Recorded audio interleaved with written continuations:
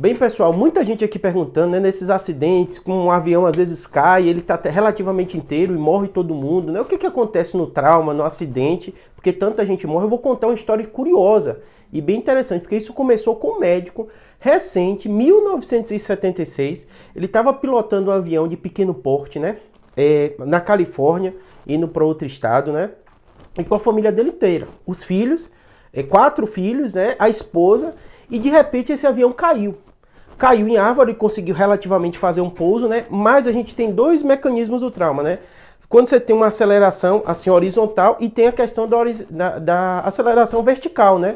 Porque o cinto de segurança, por exemplo, te prende quando você vai fazer isso. Você está no carro, no avião e tal. Mas esse tipo de queda assim, às vezes você tem muita fratura de órgãos, ossos, né? Lesões de órgãos internos, hemorragia por causa desse mecanismo, né? E ele conseguiu fazer relativamente um pouso numa árvore com a família inteira. A esposa teve morte instantânea, e olha como isso revolucionou a medicina. Eu estou contando um caso da década de 70, né, de um médico com sua família no avião.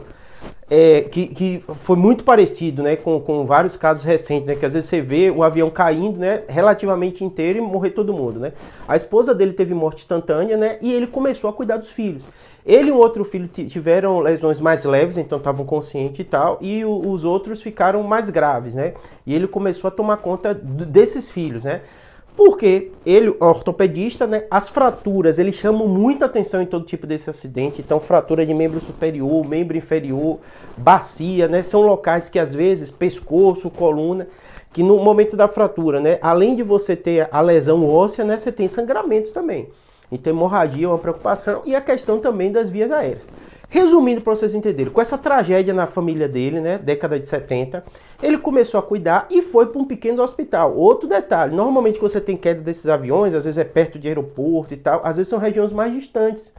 E como aconteceu com ele, tem uma demora entre você cair, mesmo nos Estados Unidos, e até chegar ao atendimento. E ele ficou aquele período tomando conta da família. A gente sabe, todo acidente é assim. As primeiras minutos e horas são os mais importantes. Porque se você não estiver respirando, em poucos minutos você vai morrer. Se tiver algum tipo de sangramento e aquilo não for tamponado, também você vai morrer. Então, muitas vezes a pessoa não cai na queda, mas ali em poucos minutos já não está respirando, por causa de alguma obstrução, alguma coisa, ela de repente morre. Ou está com um sangramento ativo, né? Obviamente, aquele sangramento ativo não vai acabar matando a pessoa, né? E ele observando tudo isso, né? Depois os filhos dele, né? A esposa faleceu na hora, os filhos dele foram levados para um hospital pequeno, né? De uma cidade pequena para ser atendido. E ele não gostou daquele atendimento. Ele acreditou e observou que o jeito que ele estava tratando até as equipes de emergência chegar foi melhor do que ele viu o atendimento depois. E o que é que isso ensina pra gente, né? Ele percebeu isso e falou assim, a gente precisa sistematizar esse atendimento. E ele fez toda uma organização de atendimento visando justamente controlar o que mata mais na hora do acidente, que é a pergunta que vocês me fazem aqui. Então, muitas vezes esses aviões caem, tem alguma coisa, e ele foi priorizando o que mata mais rápido. Então, a primeira coisa que mata mais rápido é as vias aéreas. Então, por exemplo, se uma pessoa tem uma fratura, tem alguma coisa, bateu, quebrou isso aqui, aspirou alguma coisa e não estiver respirando, questão de minutos vai ser. Então, a prioridade da gente, quando chega no atendimento, a primeira coisa é via aérea. Junto com essa questão de deixar a pessoa respirando, a gente preocupa muito com imobilização cervical. Toda pancada você tem um processo de aceleração, desaceleração, rotação, e tem muita fratura da coluna cervical. Por isso que quando vocês veem na TV mostrando, logo os médicos pegam aquelas pranchas, colocam aquele colar cervical, justamente isso, né? Nessa sistematização que ele fez, que funciona até hoje. A última revisão é de 2018, né? Chamada ATLS, que é essa metodização, né? Organização do atendimento, né? Ao trauma, né? Você vê que ele começou com um problema pessoal dele, revolucionou o atendimento de emergência no mundo inteiro, né? Década de 70, relativamente recente. Além disso, né, outra coisa é a capacidade da pessoa estar respirando. Então, muitas vezes tem fratura de costela, fratura de caixa torácica, a pessoa não tem uma respiração adequada. Por isso que o médico, quando avalia nesse AB, tem também a parte e circulatório, porque se você tem um sangramento, se você não estancar aquele sangramento, a pessoa vai morrer, disability, depois aí vem as outras coisas. Mas só para vocês entenderem, Júlio, por que você está explicando tudo isso, né, frente ao acidente, né, tudo isso? Porque normalmente são essas coisas que mais matam.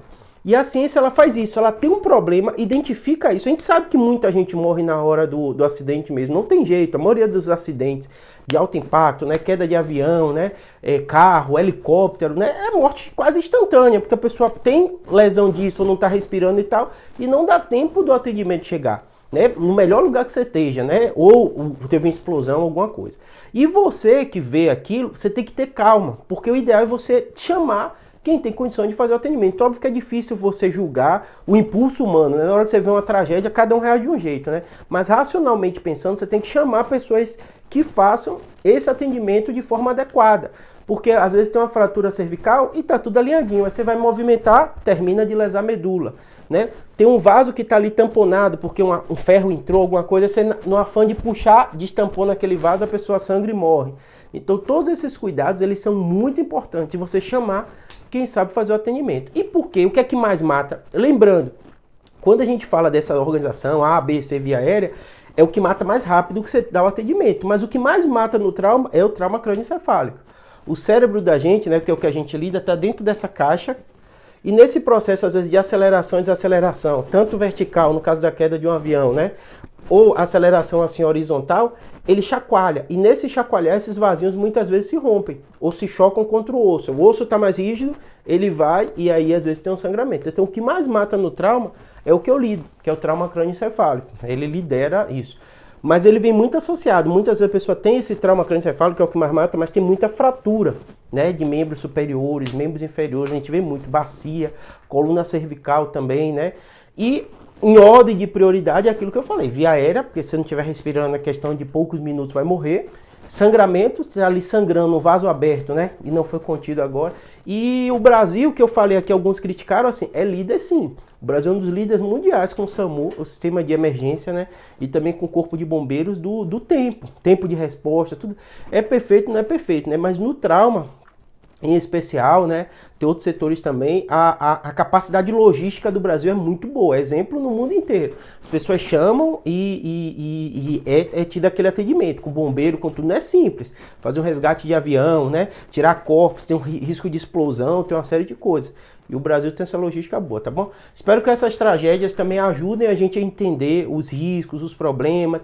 Muita gente morre tentando ajudar, muita gente, assustador. A pessoa não tem treinamento, vê um carro batido, vê um avião e quer tentar entrar e às vezes aquilo explode, morre a pessoa também. Às vezes até quem estava lá dentro já tinha morrido e a pessoa vai tentar ajudar e tem alguma outra coisa. Em carro tem muito da questão de outro carro vir bater, porque o carro bateu, às vezes capotou, ficou no meio da pista, o que está vindo de lá tá de noite, não viu e atropela quem foi tentar ajudar. Então tem que chamar ajuda, é o mais importante, o mais rápido que você fizer, né? Poder sinalizar, né? E, a não ser que você tenha um treinamento, uma coisa dessa, que é possível você fazer o atendimento, tá bom? Espero que tenha ajudado, obrigado.